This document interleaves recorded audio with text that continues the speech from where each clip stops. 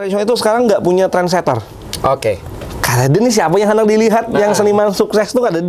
Aku kaget ketika tahu rate bayaran teman-teman di lokal. Seniman tuh sebenarnya harusnya membangun ruang, bukan menunggu bantuan supaya ada ruang. Fasilitasi itu bukan berarti dibantu duit, dibantu. Yang punya ruang hari ini adalah kota. Jangan dibikin ribet perizinannya. Semalam salah masih. Biasanya Nopi Andi Saputra. Hari ini mulai, kita kah? sudah mulai, kah? kedatangan salah satu seniman. Hampir semua orang Banjarbaru pasti tahu Bang Nopi Andi Saputra. Selamat datang, Bang. Selamat datang, nih banyak sensornya lagi adalah. Aku tuh tetap apa kata. Kadang-kadang ada sensor-sensornya. Kita aku kira belum. Jadi hari ini kita udah kedatangan Bang Nopi yang mana akan kita kulik apa sih yang beliau tahu soal kesenian yang nyata. Karena kan beliau nih yang kita tahu seniman musik ya lah. Iya. Nah, Pian kisahkan gitu seorang. Pian ini awalnya tuh apa aja sih karir yang pernah Pian lalui sampai sekarang? Karena musik background tuh lah. Oh iya. Dahulu kala. Oke. Lo seniman bener lo. Enggak. Jadi aku tuh berangkat memang dulu dari kampung yang hampir mayoritas orangnya itu seniman. Oke.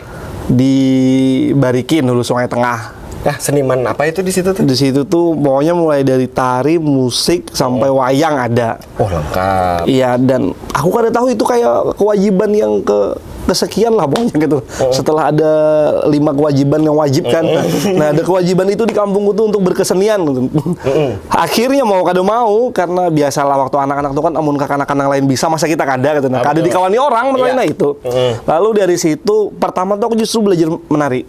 Nari dulu Malah nari kuda gepang. Kayak kalau di sini mungkin yang populer jaranan lah, kuda lumping gitu. Nah, hampir gitu cuma Banjar. Dari itu kemudian disuruh belajar menabuh gamelan. Nah, sampai hari ini akhirnya tadi jadi pemain penabuh gamelan. Sampai hari ini jadi penabuh gamelan. Walaupun ya aktif juga di musik panting atau di kesenian-kesenian yang lain. Tapi memang hari ini aku tuh lebih spesifik, jadi selalu mengatakan bahwa aku tuh pemain gamelan. Penabuh gamelan. Nah, gamelan tuh di Banjar nih ada juga nggak selain di Jawa? Ada dan itu memang gamelan Banjar jadinya memang apa ya, memang beda dari gamelan Jawa, gamelan Bali atau gamelan Nusantara lainnya. Walaupun kalau berbicara fakta sejarahnya ya datang di Jawa juga. Ekspansi, biasalah ekspansi orang merabut kerajaan, membangun kerajaan sebagainya kayak itulah. Ada perbedaan yang khas kada kalau dari Banjar lawan gamelan Jawa misalnya? Kalau secara perbedaan tuh jelas pasti tuning sistemnya, sistem nadanya tuh beda. Polanya beda, yang inya tuh mungkin karena lebih dari 100 tahun lah lalu ini akhirnya mengalami yang namanya kalau dalam etnomusikologi itu rasa musikalnya tuh menyesuaikan dengan di mananya berada akhirnya. Jadi kayak rasanya sudah Banjar Banar. Itu bahannya besi, ada yang perunggu, ada yang ini. Kemudian teknik bermainnya juga mendapat penyesuaian. Lebih luas sebenarnya kalau gamelan Banjar tuh dan lebih atraktif. Itu yang beda. Itu yang mungkin karena kalau menggunakan bahasa musik tahu-tahu kada mengerti. Ya secara teknis bermain gamelan itu memang lebih beda daripada gamelan-gamelan yang lain. Dia lebih sigrak. Nah, ngerti lah sigraknya. Ya, anak sekarang gampangnya tinggal sigrak. Habis itu kalau sistem interlockingnya gitu. Kalau di gamelan lain kan interlockingnya tuh satu instrumen nggak ada yang main satu instrumen berdua gitu interlocking. Interlocking itu apalah? Interlocking tuh kayak kita main berdua tapi saling ikat kait yang isi. Nah, di gamelan Banjar tuh satu instrumen 2 orang untuk melakukan interlocking. Dimainkan itu. Dan inya punya ciri yang sangat spesifik, yaitu inya punya yang namanya kalau dalam musik musik Nusantara namanya grene. Grene itu kayak anyaman-anyaman kecil di ujung kalimat lagu gitu. Nah, kalau di Banjar itu namanya, kalau biasanya di kakawanan di penabuh gamelan itu istilah anyamannya, anyaman. Nah, jadi kayak mungkin kayak lik-likan melodi khusus tuh, nah kayak jadinya milismatis. Milismatis itu satu nada tapi pecah 4, pecah 6, pecah 8 gitu. Nah, itulah. Itu karena, khasnya lah. Ya karena kuliah di seni pertunjukan kalau anak tahu. Nah, kami ini yang awam nih. Kan anak tahu nih, anak nonton gimana gerang biasanya kawa? Nonton gamelan lah. Nah, memang kondisinya hari ini kada yang sepopuler musik-musik yang lain. Iya. Kondisi musik tradisional tuh kan hari ini, mohon maaf nih yo, Nah, ini kenapa Pak?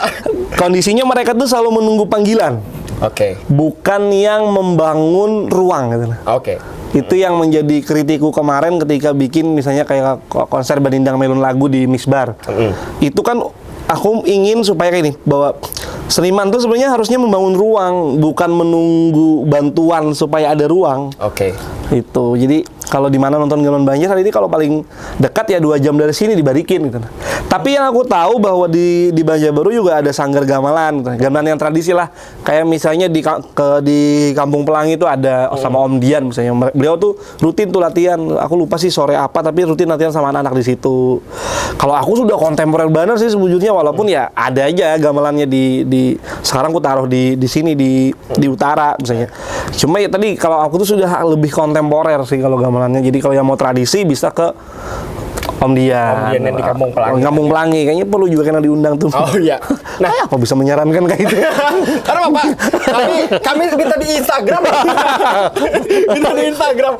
Siapa aja yang mau diundang gitu. Kalau ya kami kan ingat gitu Nah, habis itu ini berarti kan bagi ulun lah seniman tuh punya apa ya lah, range seni itu ulun kada tahu nyambatnya apa. Range seni itu datang dari apa yang ingin dapat dari lahir sampai sekarang. Nah, kira-kira apa yang menjadi dasar Pian atau ada inspirasi kah sehingga Pian sampai jadi seperti sekarang?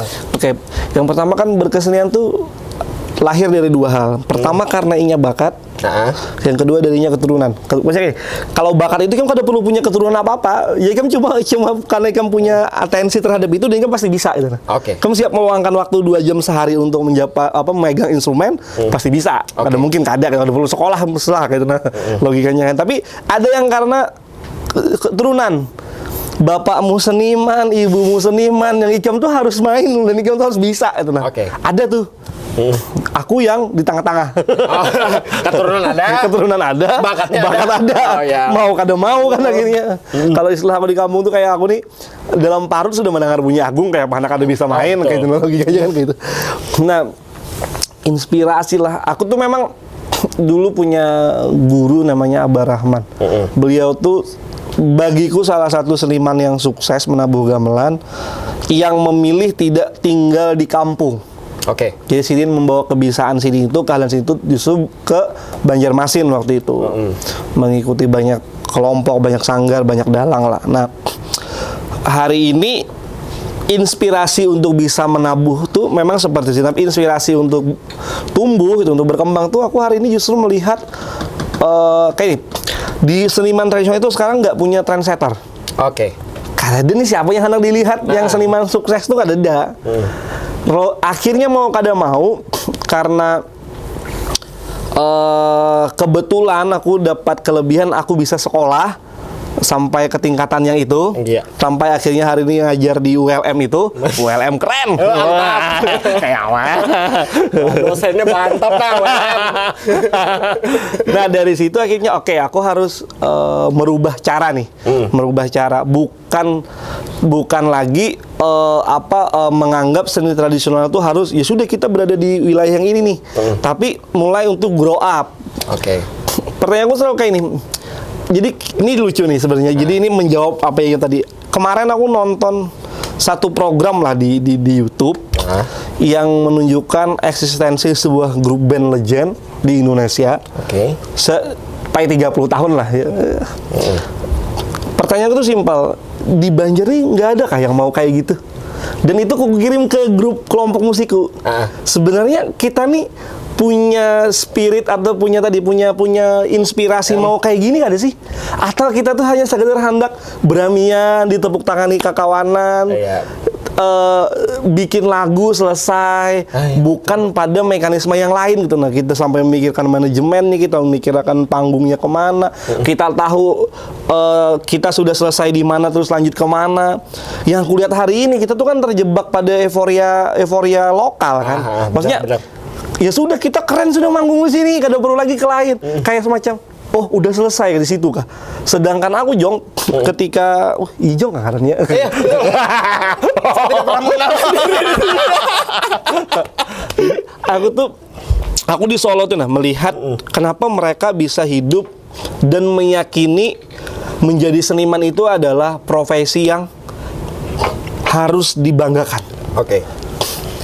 Dari pulang ke Solo, pertama yang aku lakukan adalah merubah status KTP ku dari mahasiswa menjadi bukan dosen, seniman. Karena aku selalu menganggap pertama yang harus aku lakukan adalah aku meyakini bahwa seniman itu adalah pekerjaan profesional. Betul. Dari situ maka itu yang akan mengkrit aku nih, Jong, untuk melakukan kerja-kerja bagaimana akhirnya konteks industri itu ada di aku. Benar. Kalau kadang mau bangkit. Kalau kita kadang percaya bahwa kita tuh bagian dari industri yang besar, kita ada mau bangkit. Nah, ternyata di Solo itu mereka meyakini hidup itu dengan cara tadi mereka hidup dari festival ke festival, dari karya ke karya.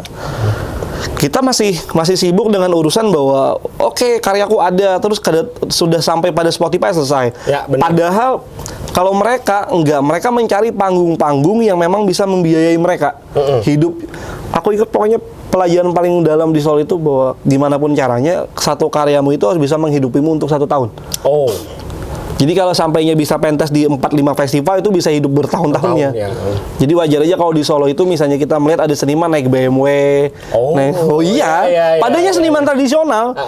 Inya bisa ke Eropa sekian kali setahun. Bahkan kalau kok nggak ada orangnya, ternyata dia lagi tinggal di Eropa sekian tahun. Aku mempelajari banget hidup di Solo dengan cara kerja kreatif mereka seperti itu. Dari situ akhirnya sepulang dari sini aku hampir aku mau tampil dengan catatan bahwa itu memang kerja kolektif. Tapi aku lebih menyibukkan untuk mencari open call di festival-festival di luar Banjar. Di luar Banjar. Tujuannya tadi, satu membangun portofolio, yang kedua adalah untuk menaikkan grade kita. Grade kita tuh kita sudah berada di wilayah yang ini nih. Jangan diturunkan lagi. Kemana lagi kita habis ini gitu. Sampai pada momentum waktu itu akhirnya setelah 3 tahun aku ke depannya diterima. 3 tahun berjuang untuk hal kayak itu. Aku akhirnya diterima di beberapa festival berskala internasional waktu itu. Luar biasa. Salah satu yang pernah aku ajak itu wali kota sebelumnya. Tapi tadi ini persoalan pada waktu memang momentumnya pas. Gitu. Itu dulu aku di International Umbrella Festival waktu itu di Magelang. Itu festival pertama yang kuanggap jadi batu loncatan pertama lah. Dari situ aku akhirnya bisa masuk Solo International Performing Arts. Padahal aku kuliah di Solo 4 tahun. Masuk Solo itu baru bisa setelah aku lulus dan 2 tahun pasca lulus. Bayangkan, 6 tahun kemudian aku baru bisa masuk ke sebuah festival. Karena memang kurasinya luar biasa ketat banget. Setelah dari 2 festival itu, festival internasional di luar Indonesia pertama kaliku itu di Singapura. Waktu itu yang maulah akhirnya kedai kopiku tuh ada. Jadi kedai kopi itu hadir dari biaya sebuah festival di Singapura. Banyak banget dong berarti. Nah, itu yang kemudian aku hampir agak miris ketika masuk ke wilayah pop culture. Kenapa tuh? Pertama, aku kaget, mohon maaf sekali. Aku kaget ketika tahu rate bayaran teman-teman di lokal. Padahal aku pertama kali mengundang Islan di Taman Budaya waktu aku dulu salah satu yang megang program Taman Budaya dulu di 2018 sampai 2019. Islan waktu itu ku bayar di atas 5 juta. Dan ditolak Islan. Islan bilang ini salah kirim nggak, Mas? Kaget dia berarti? Kaget. Dari situ aku pertama kali tahu rate-nya berapa. Loh, kada, Mas? Memang segitu bayaran pian? Dia tuh pokoknya berapa kali meyakinkan aku nih benar kah kalau salah kirim. Dari situ aku akhirnya ngecek, sebenarnya teman-teman tuh berapa sih rate-nya? Nah, dari situ aku agak, loh kok kayak gini mekanismenya? Kok sampai kayak gini banget? Sekali lagi aku kadang merendahkan betul hal itu, tapi karena aku kadang pernah masuk wilayah itu di 2018 nih. Betapa kagetnya aku dengan hal itu. Sedangkan mohon maaf di teman-teman pelaku seni tradisional itu rate-nya kalau di skala Taman Budaya misalnya waktu itu ya, itu pasti di atas 5 juta semua tuh. Satu kali penampilan. Satu kali penampilan. Oh, luar biasa. Dan Benny kan berapa, Den? Sampai 5 juta. Tadi ini kan persoalan sebenarnya lagi-lagi persoalan bagaimana akhirnya kita meyakini bahwa ini harus jadi industri. Betul. Sekali lagi ini mau nggak jadi industri kan pertanyaan itu. Kalau kada mau jadi industri kayak apapun nya akan selalu berada di wilayah yang hal-hal itu. Yang kedua, kita udah tahu ada festival-festival besar nih di Indonesia hari ini misalnya. Jangan lokal, yang di Indonesia yang mana itu yang harus dilihat. Setelah di situ coba bisa nggak masuk ke situ. Pertanyaannya simple, Jong. Kalau kita tuh nggak lolos, kita harus melihat kembali apa yang kita lakukan. Oke, betul. Bukan mengkritik festivalnya. Nah, kita tuh kadang lupa untuk melihat diri kita sendiri. Bener. Kan kayak ini. Sebujurnya ke semua festival itu sudut pandangnya sangat marketing. Iya, benar. Ikam beda kada? Kalau Ikam jauh lebih baik aja, aku kada memilih Ikam. Tapi bisa dijual nggak nih? Bisa dijual kada? Beda kada? Beda kada? Iya, itu sesimpel itu. Dan seberapa bisa Ikam mempertanggungjawabkan bahwa karya Ikam ini beda dengan karya yang lain? Benar. Karena memang tujuannya memasarkan. Iya, karena mencari keuntungan sebesar-besarnya, Pak. Sekali lagi, raksasa-raksasanya tuh udah bikin duluan kan. Iya. Ketika kita masuk, kita nggak mungkin kalau Ikam, oh ini mirip sama yang raksasa. Nggak bisa. Ikam harus jadi raksasa kecil yang, wah ini beda walaupun kecil. Aku harus milih ini itu yang penting. Nah di industri musik kalau kami tuh world music istilahnya lah. Itu pun juga sama. Aku saya main gamelan, padahal udah beda nih gamelan Banjar loh. Tapi secara komposisi, wah ini sama aja lawan si A si B, kada lolos. Oh, jadi kita tuh nguliknya tuh di sana. Di sana, di sana kita tahu apa sih sebenarnya yang mereka incar, apa sih yang mereka tahu. Kita lihat 3 tahun terakhir karya-karya seperti apa sih yang beredar. Itu, karena dari situ kita tahu, oke kita harus bermain di wilayah yang mana. Kenapa tadi aku bilang aku sekarang fokus jadi penabuh gamelan aja? Karena aku sadar nggak ada orang yang mengambil wilayah itu. Ya kita kan ngapain bakal lawan orang nang kolamnya. Iya kada usah. Itu juga yang kenapa aku memilih keluar dari Taman Budaya. Misalnya waktu 2019 ada satu lahan nih, anggaplah 10 hektar gitu kan. Tapi yang harus menanam di 10 hektar ini ada 5.000 orang. Nah, sasak. Kan bahasa paling halusnya kan kurang cerdas. Kalau akhirnya aku bertarung di situ. Kenapa aku kada coba untuk bertarung di medan yang lain yang lebih membuat aku berdarah-darah? Supaya paling kadang aku tahu, oh kayak ini kah sekalinya masuk ke festival ini. Oh kayak ini kah masuk ke festival ini. Ya itu sih sebenarnya. Berarti di diri musuhnya itu diri kita seorang kita dan karya kita jangan terlalu euforia bahwa karya kita tuh bagus. Kebanyakan dari kita tuh memang kayak itu, Bang. Lah, ulun mengkritik diri sendiri ya. Ngopi. Mengkritik diri seorang juga soalnya banyak ulun ini memperhatikan gitu nah. Kayak musik di sini. Luar biasa kopinya nih. Pasti mengharu lontangan. Itu Saleh. Oh, Saleh. Kopinya Saleh, makasih kopinya. Mantap, Saleh. Kalau hendak part time bepada. Dia ada dong kamu. Apa sih? Jadi soalnya kan perhatikan kayak musik lah kalau di musik aja nih. Kamu kan musik dan film nih. Oh iya, kamu tuh menyampaikan ada film kan? Musik dan film nih. Soalnya si Dini mengkritik filmku. Yang mana? Di waktu yang kenapa yang Dragon Hayati itu kan? Kenapa kayak ini aja? Tapi ulun seneng banget karena akhirnya dapat gitu masukan yang masuk akal gitu nah lo. Ya karena kan ada orang yang mengambil peran itu. Iya, bujur. Akhirnya ulun tuh, ini yang ulun cari gitu. Nah, kalau ulun disambat, kita udah disambat bagus-bagus terus, kada maju kayaknya. Kayaknya kayak situ-situ aja. Aku tuh kalau habis pentas, Jong, aku tuh memang selalu pokoknya per 2 tahun aku harus pentas tunggal. Iya. Ada kali penontonnya aku ada peduli. Oke, bujur tuh. Yang wajib kuundang tuh adalah kritikus. Jadi aku menyelesaikan karyaku ini, siapa ya kritikusnya. Aku cari yang di akademinya sihnya ada kadesi misalnya, dosen-dosen atau yang praktisnya ada kadesi. Tujuanku tuh simpel. Kalau ada kritikus, aku tahu apa kekurangan dari karyaku, kalau aku perbaiki. Nah itu. Kita cari anunya. Nah, betul loh tadi. Ulun memperhatikan nih musik dan film misalkan. Di lokal kita nih lah, di wadah kita. Pasti kan enak nyambat lokal nih. Di wadah kita nih. Kayak mengkerdilkan loh. Kayak kesannya tuh padahal wadah kita nih nah. Mbah mau olah video klip anggaplah. Iya. Dai. Artis dah. Maksud lu kenapa kan ada dibikin satu campaign kayak yang bisa mengolah video klip tuh lebih tersebar lagi, atau ada suatu gerakannya kalau diolah dari situ film kayak itu juga Mbak sudah tayang menang dapat sertifikat hahi kirim lagi ke sana sudah. Payu sutradara lawan DOP-nya. Padahal dapat jamnya kali bener kalah lawan Buan Weddingan. Aduh film tuh jujuran aja maksudnya. Iya dong. Karena ada di situ tuh mencari bapak kita bawa pakai sutradara jadi proyek-proyek besar tuh. Karena ada yang pakai gitu. Nah kecuali memang sudah punya nama yang sebagus itu gitu maksud lo. Nah jadi kenapa nih menurut Pian? Curhat. Makanya undang. Jadi kenapa nih menurut Pian? Apakah mindset kita kayak yang salah? Tapi sudah terjawab tadi sebelumnya. Apa yang harus dimulai dari dibaikinya?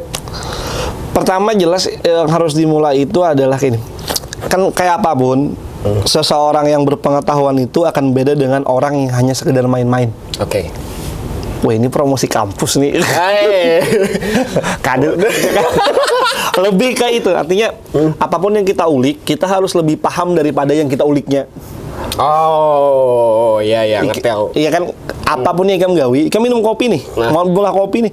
Kalau kamu kadang ngerti mau olahnya kayak apa, bijinya hendak nang kayak apapun, ya kamu kadang bakalnya enak bikin kopi. Logikanya kan gitu. Sama lawan musik, lawan film.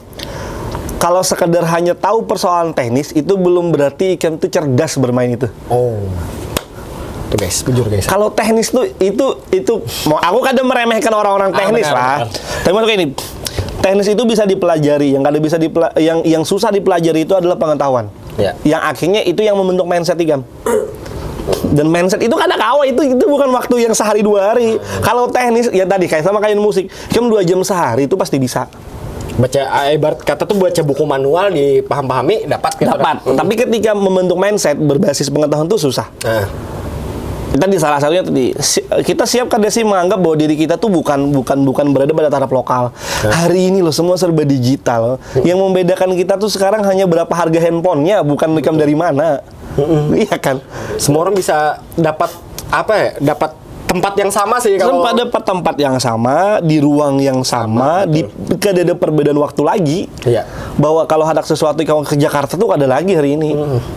Terus kenapa kita masih menganggap bahwa sebenarnya aku melihat ini lebih ke insecure sebenarnya. Oh. Lebih ke insecure kayak ini. Aku pernah datang ke sebuah festival, itu harus membiayai kelompokku sendiri dengan biaya pribadi.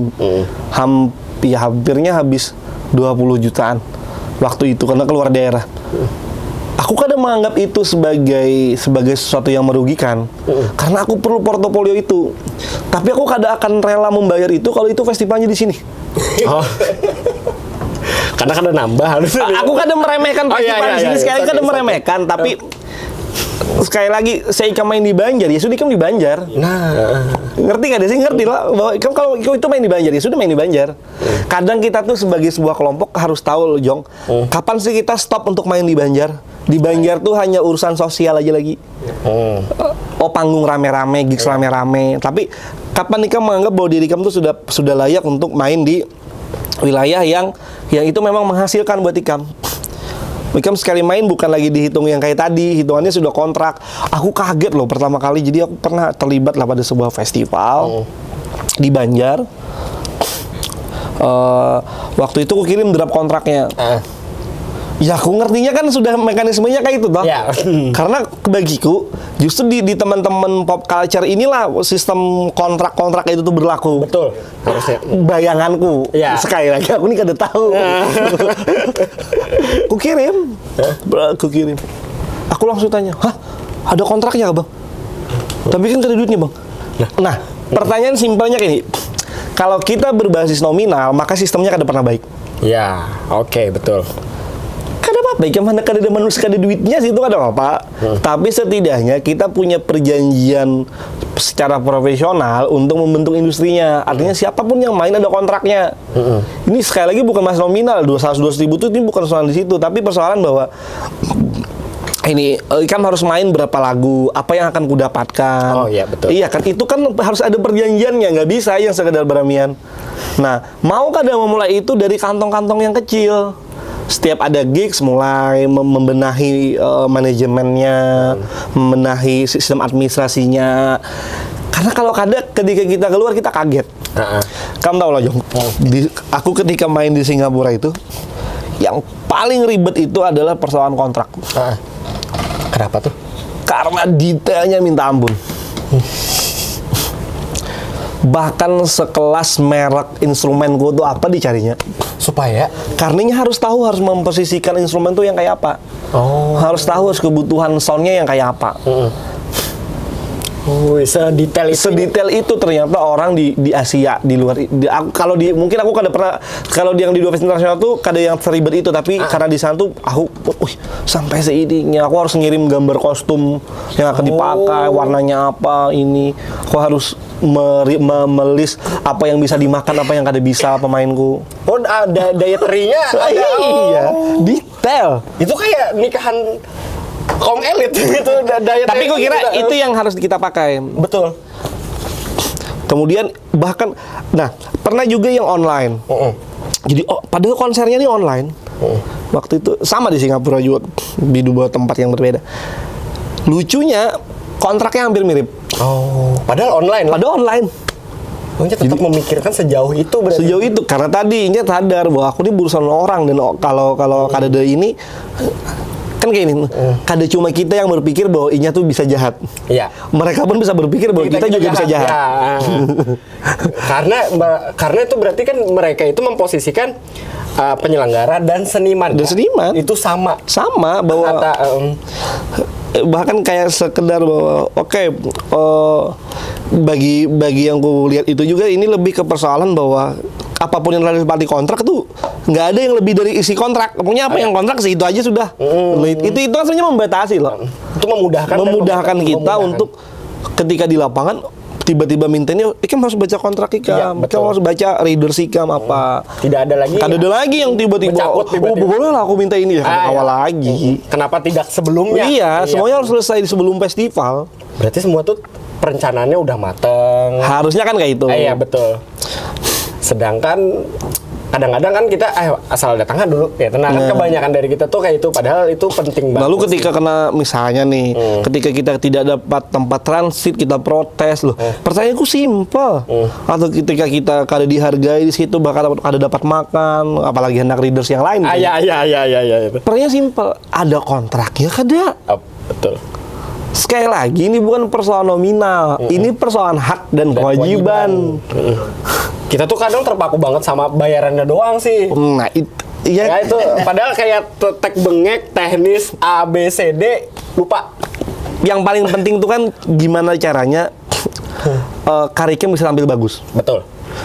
Pada sebuah festival yang dikerjakan teman-teman, waktu itu artis nasionalnya adalah pokoknya yang dapat jatah untuk apa sih gladi, apa sih gladi itu? Check sound. Itu cuma aku sama yang artis nasional. Karena kontrak. Oke. Jadi aku dapat jatah 1 jam, ya sejam setengah lah kayaknya. Dan orang kaget kok inya dapat. Aku kan bilang bahwa kalau Ikam bikin festival, semua alat itu sudah ready sehari sebelum festival itu. Kenapa? Karena aku perlu cek sound. Pernah dipertanyakan juga, Bang ini harus cek sound. Pertanyaanku simpel, kalau karyaku kada baik yang tanggung jawab siapa? Benar. Karena yang malu, yang main lu iya dong. Aku sekali lagi, aku kan kada angkuh, persoalannya ini karyaku ini, kayak apapun caranya didengar orang. Iya, betul. Masa sebagai penanggung jawab, Ikam kada mau ikut terlibat bertanggung jawab, memberi kewajiban ke kelompok Ikam untuk memberikan hakku untuk Gladys supaya aku tampil baik. Betul. Nah, jadi sebenarnya kita tuh saya sih setuju kan. Bahkan gini Jong, jadi pada waktu itu karyaku tuh mau dipotong. Jadi misalnya aku tampil 3 lagu lah waktu itu, karena ada hitung jam. Aku harus main aku main 4 lagu, harus main di 2 lagu. Oke. Udah di panggung tuh. Bang, boleh lah dipotong karena ini. Aku cuma bilang, Ikam baca kontrak Ikam lagi ulang. Tapi Bang, aku kada peduli nasional.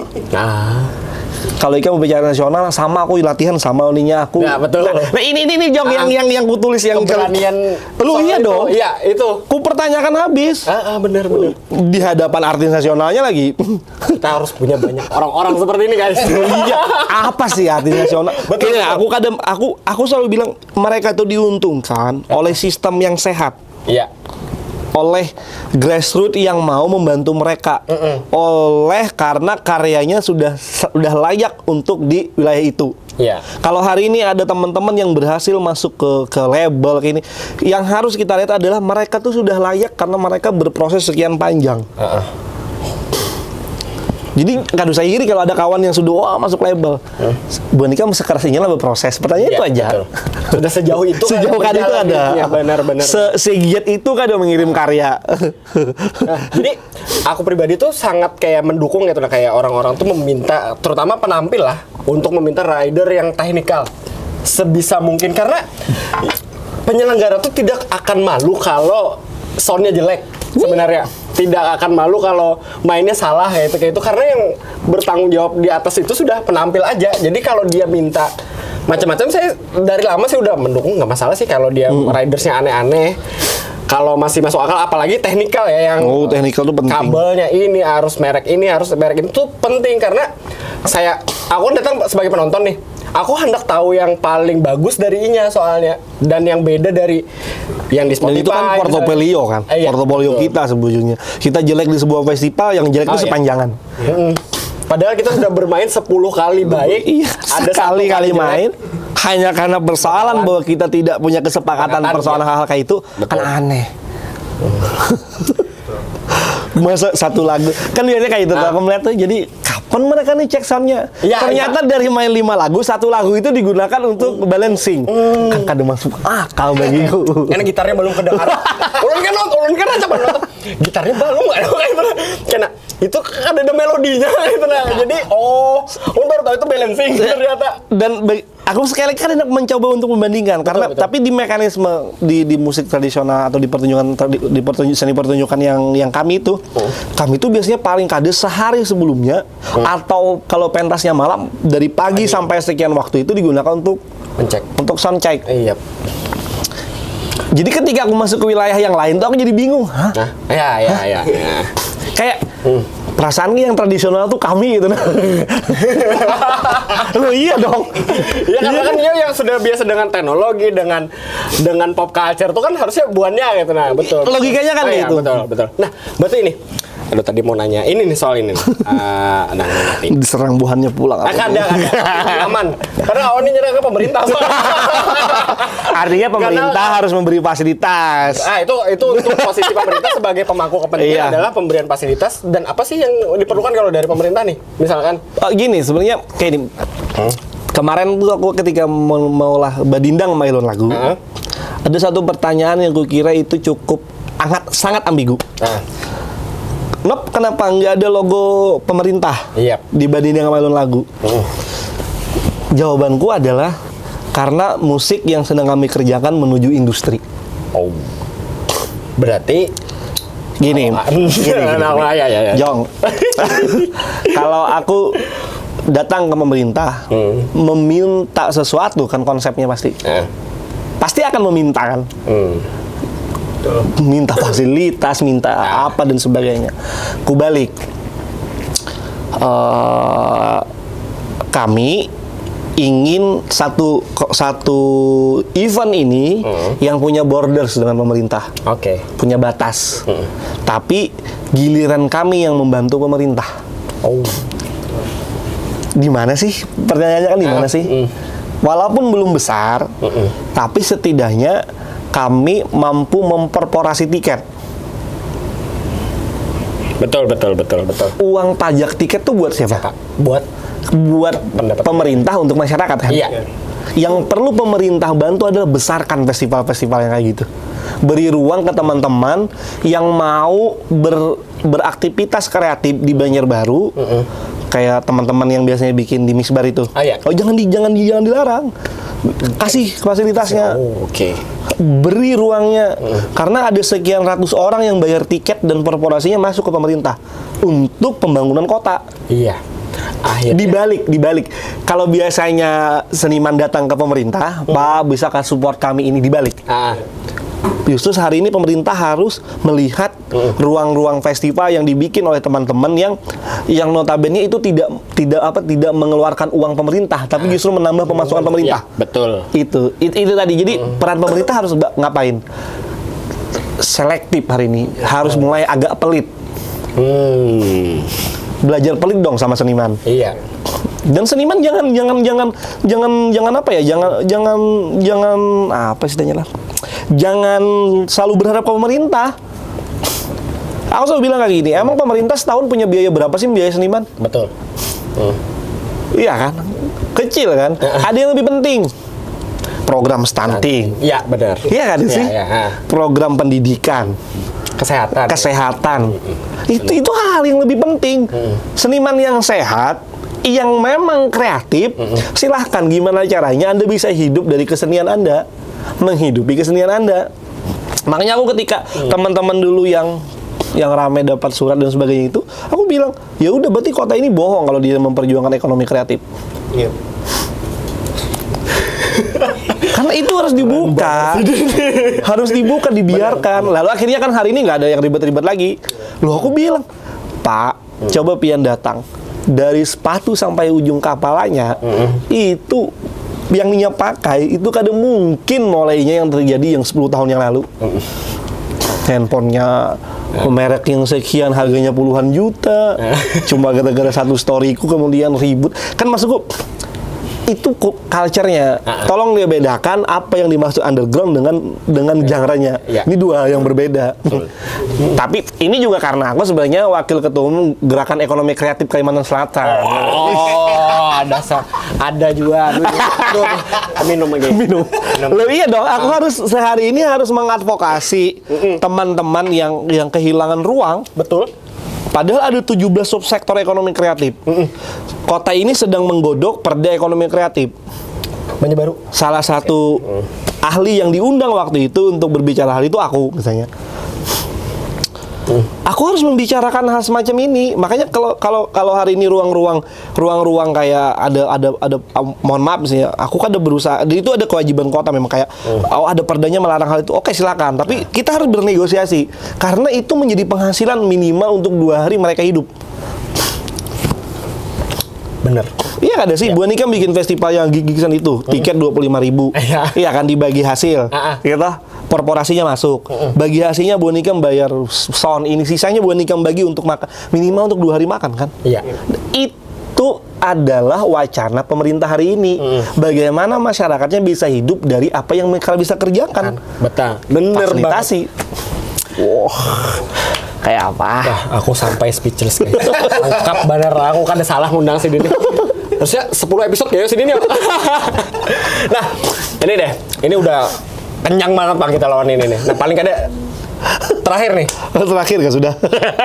Autokritik dah gasan seniman yang ada di Banjarbaru maupun keseniannya tuh sendiri nah. Oke. Janganlah. Ada apa? Minum dulu. Ini autokritik. Autokritik ini kan berarti mengkritik. Yang ini. Kan Bapak biar aja bila habis sudah ya. Mengkritik diri sendiri kan berarti. Iya, benar. Pertama, Banjarbaru ini hari ini adalah kota yang didatangi orang. Kota ini harus menyadari bahwa orang datang ke Banjarbaru tuh perlu hiburan. Oh iya. Buka ruang hiburan seluas-luasnya dengan tetap memperhatikan apa yang menjadi visi kota. Oh kota ini agamis, oke. Apa yang nggak ada boleh secara agama, bikin aturannya, ya kan? Oh kota ini ingin sejahtera, oke. Apa pertunjukan-pertunjukan yang bisa mensejahterakan? Ya kayak tadi, biarkan teman-teman gigs, mau dia metal, mau dia rock, mau dia musik tradisional, mau dia musik apapun, silakan fasilitasi. Fasilitasi itu bukan berarti dibantu duit, dibantu. Yang punya ruang hari ini adalah kota. Jangan dibikin ribet perizinannya. Oh, sesimpel itu padahal. Iya kan? 100. Iya, jangan dibikin ribet. Soal keamanan, kota sudah punya beberapa stakeholder keamanan. Iya. Polisi, betul. Satpol PP, ya kan, bahkan anggaplah dari TNI misalnya. Ini bagaimana akhirnya sudut pandangnya nih. Kamu tahu lah, salah satu poin dari presisi itu adalah ekonomi kreatif. Presisi yang di kepolisian. Di polisian. Oh. Aku ketika bikin Bedindang Mailun lagu, harus bikin pemberitaan kepolisian, langsung ku tulis ke poin itu. Bahwa ini bagian dari kolaborasi pemajuan ekonomi kreatif. Pada presisi poin sekian. Oh. Sekali lagi ini persoalan lobbying kan, persoalan negosiasi Ya, kan. benar. Kita harus tahu apa yang mereka inginkan dan kita inginkan. Kadang mungkin, Jong, aku punya 5 kepentingan terhadap festival yang aku bikin. Pemerintah juga punya 5 kepentingan. Nggak mungkin 5-5-nya bisa kawin. Iya. Ya 1-2 lah yang dikawinakan gitu. 3-nya kapan? Ya udah festival selanjutnya. Gitu. Iya. Itu. Jadi autokritiknya adalah seniman kita harus mulai berpikir bahwa bagaimana caranya membangun ruang, bukan meminta ruang. Yap. Membangun ruang bukan meminta ruang. Iya, kalau meminta ruang ya kayak biasanya. Bisakah kami dapat bantuan bikin festival? Bisakah kami dapat bantuan untuk pentas? Jangan. Akhirnya malah sakit hati dengan pemerintah yang tidak bisa Iya, dan kecewa sama Akhirnya pemerintah. kan jadi kecewa Padahal runtutan pemerintah tuh panjang. Iya. Aku kalau membantu kamu 10 juta, padahal ini harusnya kualihkan ke yang ini yang lebih penting. Pemerintah itu kan sudut pandang itu kan apa yang lebih penting? urgent sih. Seniman kan udah bakal ngerti itu. Oke. Nah, akhirnya ternyata permasalahan kenapa seniman tidak bisa bertemu dengan pemangku kepentingan adalah Karena ya kekekahan persoalan kepentingan. iya, betul. Padahal kalau kita sama-sama si pemerintah berpikir ini kita cukup beri ruang kok kayak gitu. Iya, silakan manfaatkan. Silakan manfaatkan si seniman, kami akan bikin ruang sebanyak-banyaknya ya. Akan mencoba mensejahterakan kami benar. sendiri. Wah. Dan NGO banyak, hibah banyak. Kemarin aku kedatangan dari US Embassy ke utara tuh, datang dari US Embassy, dari Library of Congress misalnya. Dia cerita ternyata dari US Embassy Amerika itu banyak hibah-hibah atau grant dari yang berkaitan dengan festival, dengan pertunjukan, dengan event, yang itu bagian dari spirit mereka kan. Yang ya kitanya aja tadi sekali lagi kitanya yang tidak pernah melihat ada apa sih di luar. Ada isu kesenian apa sih? Hari ini sadar lah isu kesenian yang dibawa oleh festival-festival besar adalah bagaimana mengawinkan musik-musik pop. Pop nih rock apapun dalam itulah, musik-musik populer dengan musik-musik tradisional. Itu kan isunya. Kritiknya, kenapa kita antara musisi tradisional dan musisi populer tidak pernah bertemu duduk bareng? Bahwa ada isu itu loh. Iya. Karena apa? Karena kita kadang pernah membaca isu luar. Kita sibuk dengan persoalan kita bersaing. Aku tuh paling kritikku yang paling besar itu adalah kenapa kita justru harus bersaing dengan kawan dihiga kita yang kita ajak ngopi hari-hari. Betul. Bersaing tuh keluar. Aku kan pernah merasa siapapun di Banjar ini sebagai sainganku. Semua teman lah. Semua teman, kan udah kolaborasi dengan aku, ayo. Oke. Terakhir lawan Muram misalnya, ayo. Aku kada berusaha menutup diri sampai Ferry nanya, kenapa kamu mau kolaborasi? Ya sudah saatnya. Sudah saatnya, dan ini jadi bagian dari kritik terhadap dua kubu yang selama ini dianggap berseberangan ini. Sekarang kalau kita kolaborasi, di mana nyatanya bahwa kita berhual? Kita tuh hanya perlu duduk bareng, menyepakati bahwa oke, kita punya panggung, yuk panggungnya bikin rame-rame. Sudah nggak ada lagi batasan genre, mau pop, mau apa. Itu adalah karya, sudut pandangnya sudah gini, karya. Seniman tuh dilihat dari karyanya, bukan dari genre-nya. Kadang kita tuh balik-balik. Iya, betul. Wah, itu. aduh. Tapi seniman tetap semangat. Pandemi telah selesai. Saatnya bikin panggung-panggung yang banyak. Nah, dalam waktu dekat ada perencanaan apa sih? Ada pentas kah atau apakah yang siapa tahu bisa dipromosin? Dalam waktu dekat, aku sekarang justru lebih banyak jadi kurator, Jong. Jadi kurator di beberapa festival. Sayangnya tidak di Banjarbaru, itu aja. Sayang sekali. Jadi kalau teman-teman ada tapi ada satu festival di Banjarbaru, tapi aku jadi direktur artistik. Itu nanti temu 7 koreografer internasional. Di Banjarbaru. Ngapain? Jadi ada 7 koreografer yang akan ketemu. Yang aku tahu tuh ada dari Kolombia, dari Malaysia, dari Banjar, dari Jogja, dari beberapa negara lah. Itu akan bertemu di Kalsel, di Banjarbaru, festivalnya di Banjarbaru, untuk mereka bikin karya di sini. Aku kebetulan ditunjuk jadi direktur artistik. Independen tuh. Biasanya independen. Tapi juga itu tetap tadi membuka ruang kolaborasi sama pemerintah. Oke. Yang Juni Barabai Jazz Festival. Oh, Barabai. Barabai Jazz Festival. Aku sama tuh kemarin sih bulan terakhir sama jadi kurator. Jadi yang memilih jazz yang kayak apa sih sebenarnya yang main di Banjar nih. Nah.